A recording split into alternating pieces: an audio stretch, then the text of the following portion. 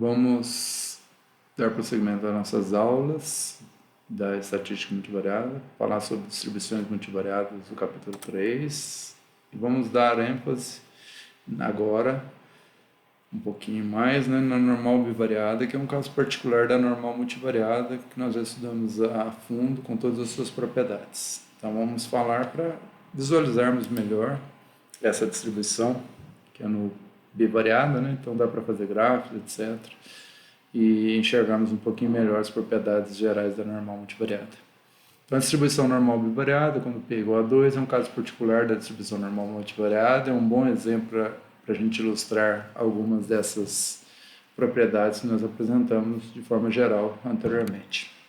Nós vamos considerar as variáveis x1 e x2, para as quais temos a matriz de covariância sigma, variância sigma1, sigma2, 2, as duas variáveis, e sigma2, que é idêntica a sigma2, 1, que é a matriz simétrica, e o vetor de médias, mi1, mi2, vetor 2 por 1. Na forma transposta aqui, como nós já cansamos de explicar. A covariância, a gente pode expressá-la como função do coeficiente de correlação, porque nós definimos coeficiente de correlação igual a covariância dividido pela raiz do produto dos desvios padrões, que é a raiz do produto das variâncias.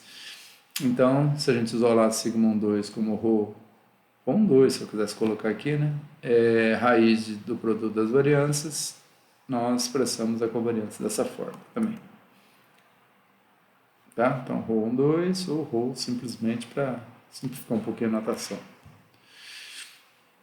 Então, para apresentar a função de densidade de probabilidade normal da bivariada, da x1 e x2, devemos obter, por exemplo, o determinante da matriz, né? Então, se a gente calcular o determinante, é isso vezes isso, menos o quadrado disso. O quadrado disso é ρ ao quadrado, e a raiz quadrada soma aqui fica sigma1, sigma2, 2. Sigma1 vezes sigma2, 2 em evidência fica 1 menos ρ ao quadrado.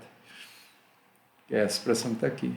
E a inversa é 1 sobre determinante vezes a adjunta dessa matriz. Então, a gente mostra também facilmente que é essa expressão que está aqui.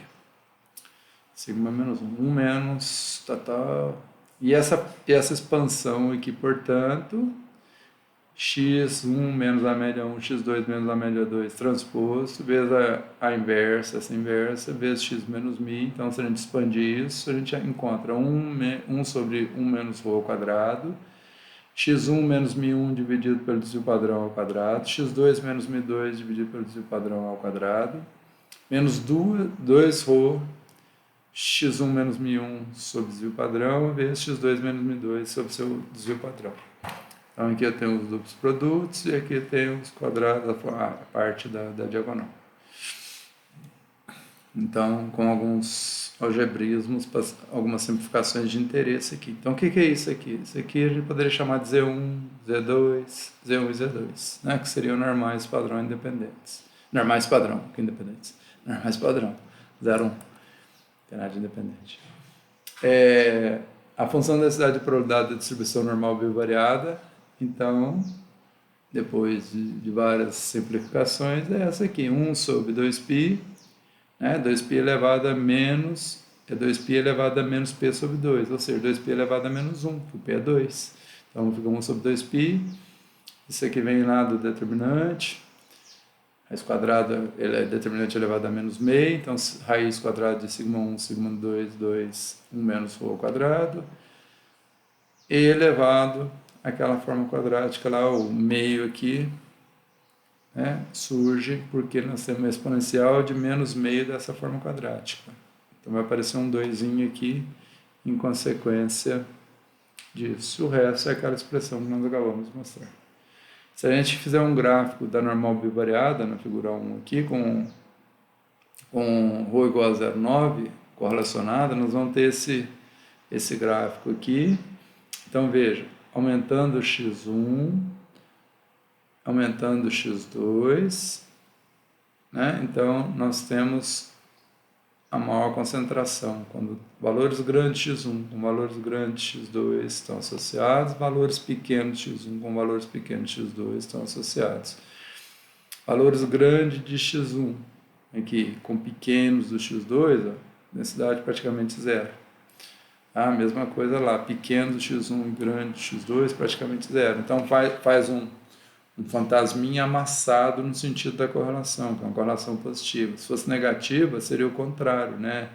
Então, grandes valores da variável estaria associado a pequenos da outra e vice-versa. Então, esse sistema aqui estaria no sentido oposto. Essa montanha achatada, que está no sentido lá daquele córneo do 20 lá, estaria nesse sentido aqui. Tá? E se não fosse correlacionada, nós teríamos um fantasminha perfeitinho, né? O lençolzinho assim no centro, e essa posição central, que eu não sei quanto que é, média 10, variância 15, então média 10 e 15 aqui, ó, média 2, 15, então esse ponto aqui é o ponto de máximo, que é a maior altura da densidade. Aqui granulou um pouquinho, que eu não pus uma sonorização muito boa, né? Então esse aqui é retinho, tá? Então, e as variâncias aqui é 4, a variância da outra variável é 9, então tem mais variabilidade nesse sentido do que nesse. Então eu teria que rotacionar esse gráfico aqui, e aqui está a densidade, é o terceiro eixo. Os valores da densidade, os valores da variável 1, valores da variável 2 e essa correlação aqui, né? Rho 0,9. Então 4 vezes 9, 36, dá 6, raiz do produto 6, vezes 0,9, 6,9, 5,4 de covariância. Então, a covariância sigma 2 equivale a 5,4. Observamos que existe uma concentração da densidade sobre a linha reta imaginária que passa sobre a diagonal do primeiro quadrante do plano cartesiano definido pelas variáveis x1 e x2. Quer dizer que existe uma associação entre grandes valores x1 com grandes valores x2, como eu havia explicado lá diretamente no gráfico. Bom, bem como os pequenos valores de ambas as variáveis tendem a ocorrer simultaneamente, como também já havia explicado. A distribuição condicional de x1 dado x2 ela é normal univariada com média, né? Usando aquele teorema da distribuição condicional, que é o teorema 6, que a gente acabou de ver na aula anterior.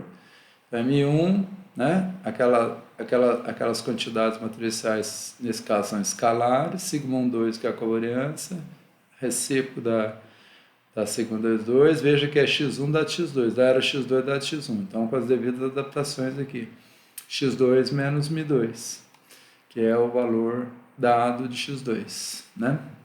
Então essa é a média da variável, da distribuição condicional de x1 dado x2 igual a x2. E a covariância, com a devida adaptação, que é do x1, é sigma 1 quadrado da covariância dividido pela variância da variável 2.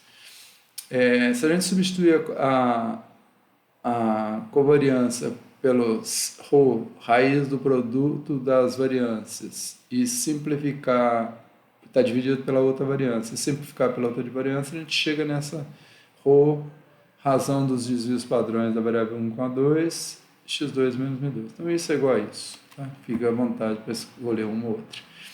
E se a gente substituir o sigma 2 pelo que ele é, em função de ρ, a gente também simplifica dessa forma aqui. Então, sigma 1 é sigma 1 que multiplica 1 menos ρ ao quadrado. Então, a densidade fica 2π elevado a menos meio, né, que é P menos Q, então Q igual a 1, P igual a 2, então dá menos meio. Essa parte aqui, que é o determinante da matriz resultante, que no caso é a variância resultante, né? O determinante de uma matriz escalar é a própria, elevado a menos meio, exponencial de x menos a sua média, que é essa, dividido por 2 vezes a variância, né? Que é a expressão de uma distribuição normal univariada. Então, o que aconteceu? A variância da x1, que era sigma 1, ficou reduzida por um fator de 1 menos ρ2. Então, a variância, que é isso aqui agora, né? Essa parte aqui, ó, ela ficou reduzida por um fator de ρ2. Por exemplo, quanto maior o ρ2, próximo de 1 ou próximo de menos 1, mais correlacionados para as variáveis, por exemplo, 0,9, então dá 0,81. Então, 1 menos 0,81, 0,19. Então, fica 19% a nova variância fica 19% do valor da variância anterior.